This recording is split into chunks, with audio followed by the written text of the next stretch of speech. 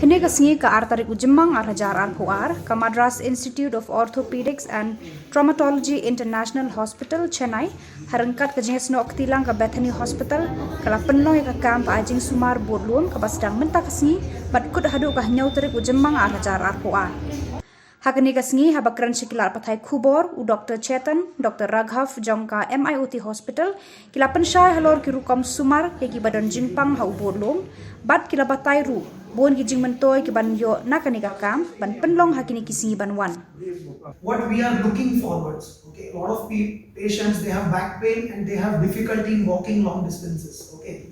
So after the surgery, they will start walking and their walking distance will become more and more. Day by day, the walking distance will keep on increasing. The back pain will go down and down. But this is from our side. At the same time, the patient has to follow the treatment and they have to follow all the precautions what we tell them. Okay. So with that, we can control everything. The thing is that a lot of times patients come to us when the problem has become really severe. Severe means the compression has been there for a long time. Okay. So outcome depends on that also. Okay. So if patient reaches us early and if he agrees to the treatment, they get better early. But at the same time, because of some reason, because of the because they're afraid of treatment, because they're afraid of surgery, if they come really late, then the outcome would be not as what we expect it to be. In every age group, maybe not in young age, but every adult who is active, we see these problems in them.